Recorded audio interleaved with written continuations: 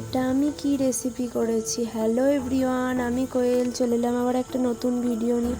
সবাই তো ডাব চিংড়ি খেয়েছো, আজ বানাবো একটা গরিবের রেসিপি, ডাব সোয়াবিন।